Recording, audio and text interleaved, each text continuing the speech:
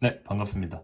지난 시간에 제가 철근 콘크리트라는 이 건축 자재물에 대한 좀 큰 그림을 그려드렸죠. 그래서 오늘부터는 이제 좀 구체적인 이야기를 해볼까 합니다. 그래서 철근 콘크리트라는 것은 뭐 철근과 콘크리트가 합쳐져 있는 그런 어떤 결합 자재물이라고 이제 생각을 하시면 되겠고, 오늘 이 시간에는 이 철근에 대해서 한번 배워보고, 다음 시간에 이제 콘크리트에 대해서 배워볼게요.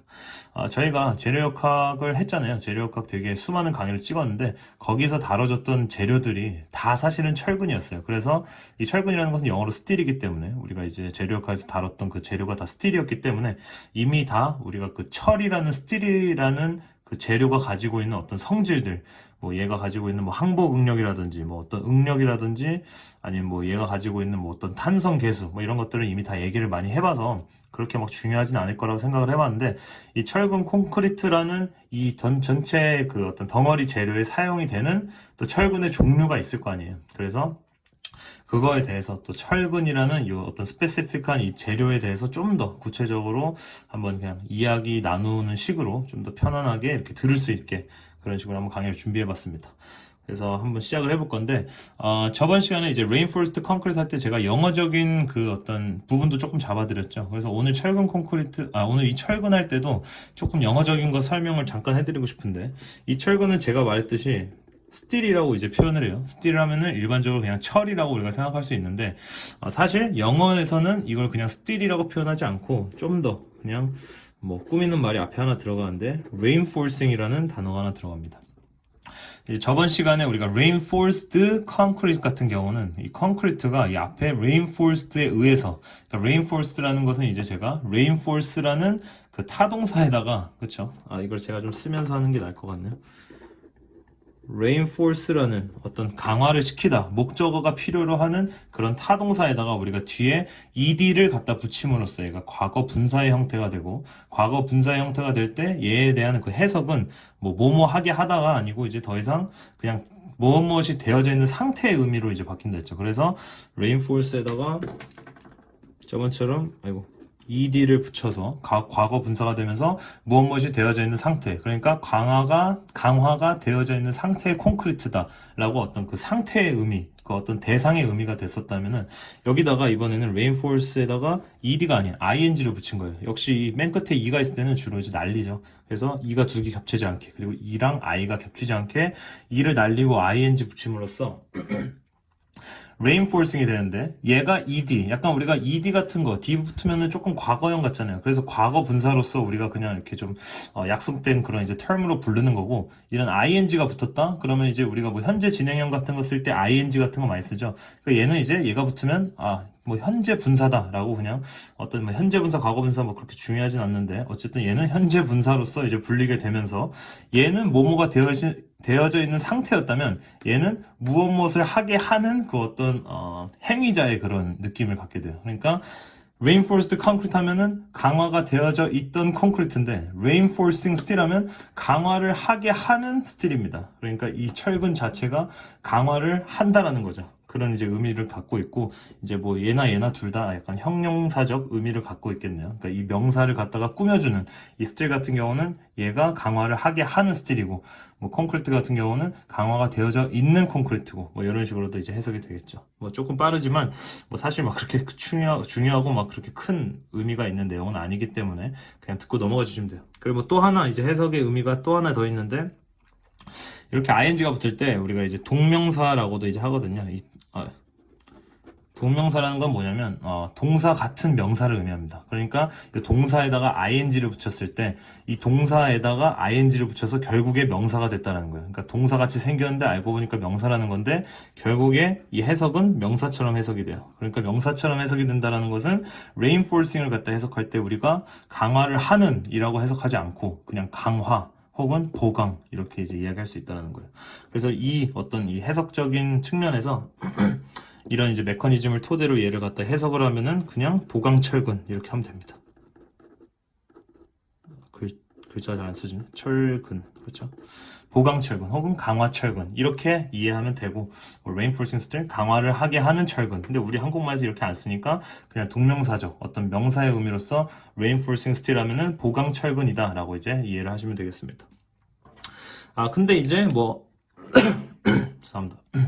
아시는 분들 아시겠지만 이 reinforcing steel에서 이 steel이라는 철이라는 어떤 단어를 쓰지 않고 단어를 쓸 때도 있지만 이제 주로 reinforcing bar이라고도 많이 써요. 이 bar이라는 것은 막대기에 어떤 막대라는 그런 이제 뜻을 갖고 있죠. 이 막대를 왜 스틸 대신에 쓸 수 있느냐에 대해서 제가 좀 말씀을 드리고 싶은데, 제가 이제 저번에 이런 단면을 갖다가 그려봤죠. 그래서 이제 전체적으로 티피컬한 reinforced concrete의 그런 크로스 섹션 에어리어를 딱 잘랐을 때 나오는 그림이 바로 이런 식으로 직각사각형 이렇게 생겨 있는 그 콘크리트 덩어리에다가 아래쪽에 이렇게 뭐 스틸들을 이렇게 몇 개 넣어준다 했어요. 그렇죠? 그럼 얘가 이제 크로스 섹션이 될 텐데, 여기서 지금 같은 경우는 잘랐으니까 2D로 표현이 됐지만 얘가 사실은 우리 3D잖아요. 그렇죠? 그럼 얘를 이 스틸들을 우리가 3D로 한번 제가 표현을 해보면은 원형 단면을 가지고 있고, 얘가 이렇게 빔의 길이에 따라서, 그러니까 스팬에 따라서 이렇게 생겨 먹었다라는 거죠. 그러니까 얘가 약간 생긴 게 막대 모양이죠. 그래서 얘를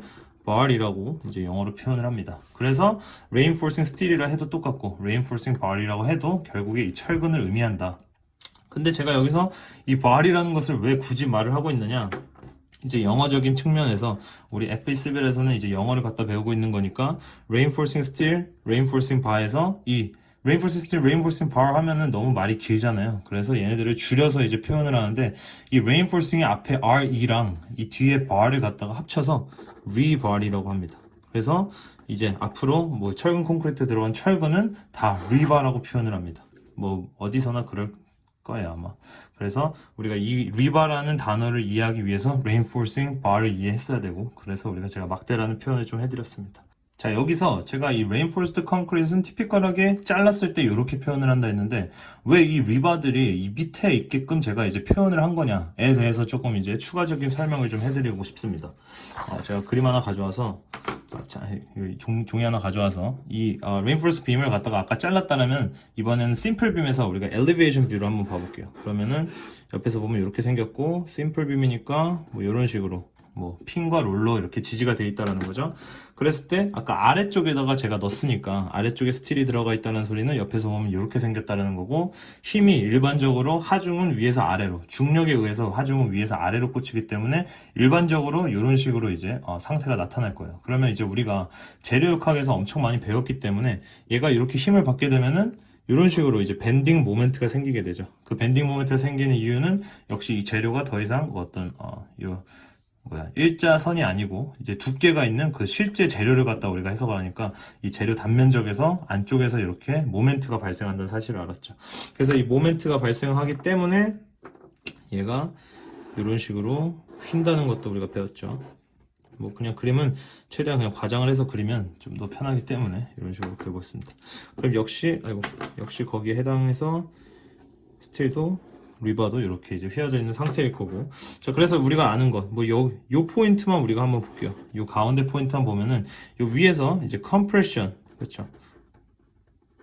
압축력에 의해서 이렇게 말려 들어가고 있고, 밑에는 인장력에 의해서 이렇게 튀어나가고 있죠. 그래서 여기가 이렇게 텐션이 발생하고 있고, 위에는 이렇게 컴프레션의 힘들이 발생합니다.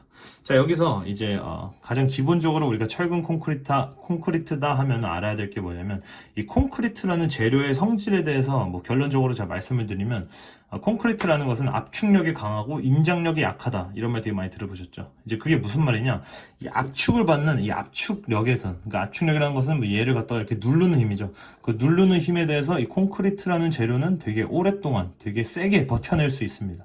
하지만 이런 텐션이라는 땡기는 힘에는 얘가 뭐 힘을 많이 버텨내지 못하고 그냥 일반적으로 좀 잘 찢어져요. 그러니까 찢어진다는 표현보다는 좀 깨지는 그런 이제 특성을 좀 갖고 있는데, 이런 일반적으로 우리가 reinforced concrete에 대한 빔을 갖다가 이렇게 단순보로 딱 만들고 하중을 줬을 때 위에가 컴프레션의 힘을 받고 아래쪽에 텐션의 힘을 받게 된다고 하면은, 이 위쪽은 컴프레션의 힘에 강하게 이 콘크리트가 버텨낼 수 있는 그 저항력이 있기 때문에 여기는 전혀 문제가 없는데, 이 밑에 쪽에서 이제 문제가 생긴다는 거예요. 여기가 텐션을 받는 부분에서 이 콘크리트가 컴프레션의 힘에 비해서 엄청나게 조금밖에 얘가 이 인장력을 갖다 받아낼 수가 없거든요. 그래서 여기서부터 이런 식으로 약간 균열이 생기게 돼요. 그러니까 이 균열이 아래쪽 요 밑에서부터 생겨가지고 점점점 이렇게 올라오겠죠. 그러다가 나중에 쫙 올라와가지고 얘가 절반이 이렇게 딱 두 동강이 날 수가 있게 되는 상황인데, 요쯤에 여기까지 이렇게 균열이 나다가 여기 이제 여기 스틸이 들어있으니까 이 리바를 딱 만나게 되겠죠. 이 리바를 만나는 동시에 어떤 일이 발생하느냐,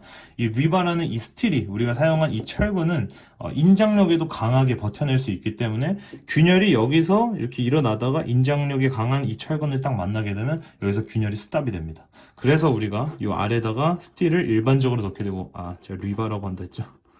자, 리바를 갖다가 넣어주고, 일반적으로 하중은 위에서 아래로 꽂힌다라고 우리가 생각을 하기 때문에 제가 티피컬한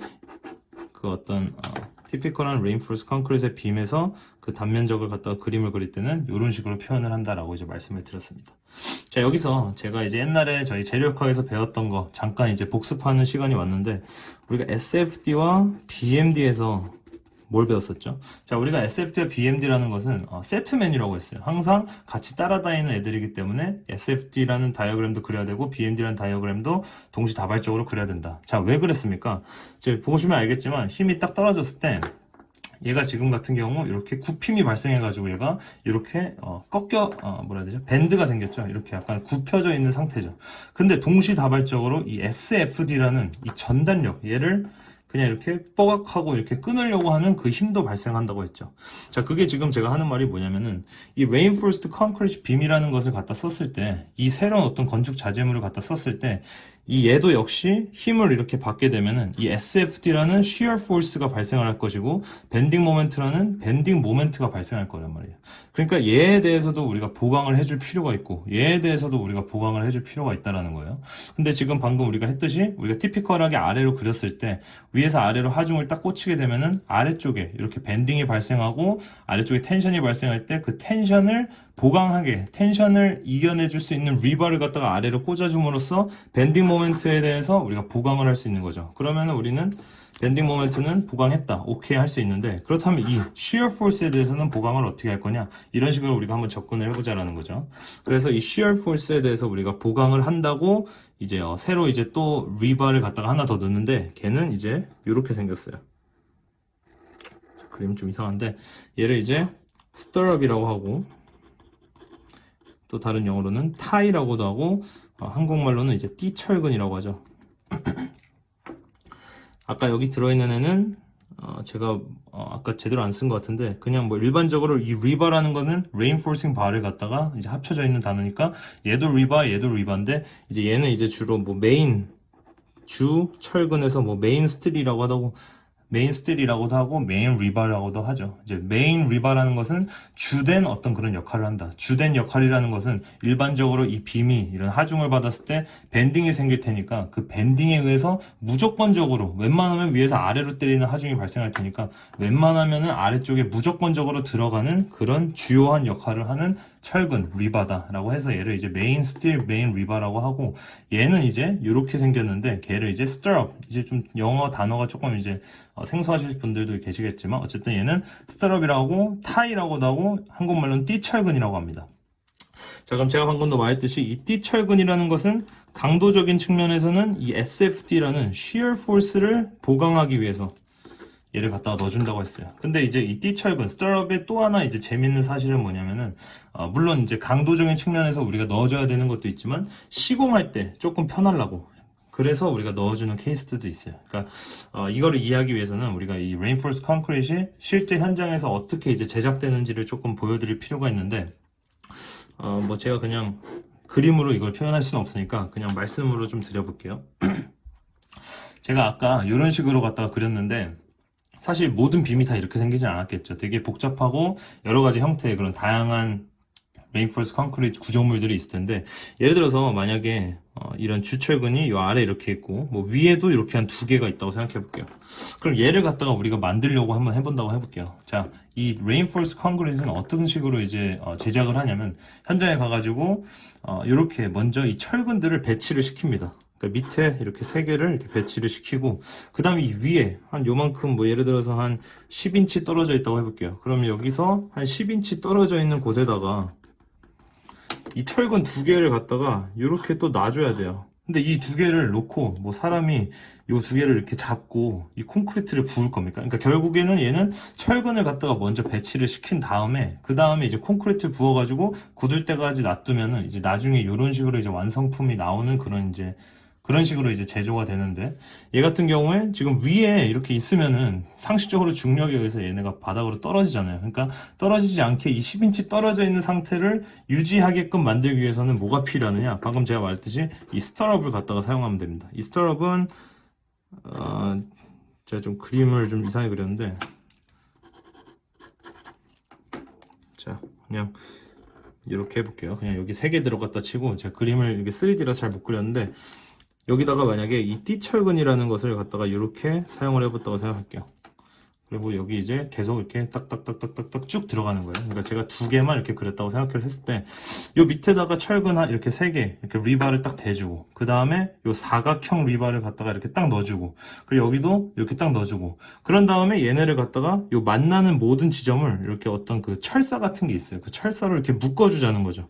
이렇게 묶으면 얘가 고정이 되겠죠. 그 상태에서 이 위에 3개 10인치 떨어뜨린 다음에 요 3개 역시 이렇게 고정시키자는 겁니다. 그럼 이 전체가 한 덩어리가 돼버리겠죠. 그래서 걔네를 갖다가 이제 딱 그 포지션에 딱 이제 플레이스먼트 시킨 다음에 콘크리트 부으면은 얘네가 뭐 우리 사람이 이렇게 들고 다니지 않아도 고정이 돼 있는 상태에서 콘크리트가 붙고 그 다음에 굳으면은 이런 식으로 되겠죠.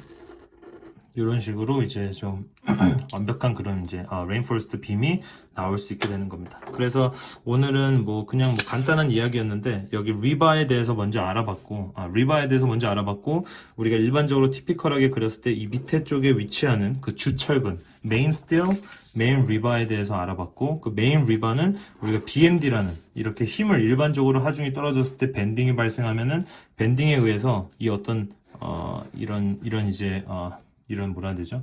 이런 이제 안 좋은 것들이 생기니까 그것에 대해서 보강을 하기 위해서 우리가 일반적으로 넣는 그런 이제 주철근에 대해서 이야기를 해봤고 또 역시 마찬가지로 SFD와 BMD에 의해서 전단력이라는 shear force도 발생을 할 테니까 그 shear force에 의해서 발생하는 그 전단력도 보강하기 위해서 우리가 이 스터럽을 갖다가 넣어줘야 된다라고도 이제 말씀을 드렸고 이 스터럽에 대한 또 하나 재미있는 팩트는 이제 우리가 시공하는 측면에서는 시공의 편의성을 위해서 우리가 이렇게 뭐 위에 떠 있는 이런 애들을 갖다가 이제 철근을 배치시키기가 좀 빡세니까 그래서 이렇게 해준 다음에 먼저 3개 넣고 이렇게 띠철근을 이어가지고 위에다 고정을 시켜주면은 이 10인치를 유지해가지고 콘크리트를 이렇게 부어낼 수 있다라고 이제 제가 거기까지 좀 말씀을 드렸습니다. 자, 그래서 이제 다음 시간에는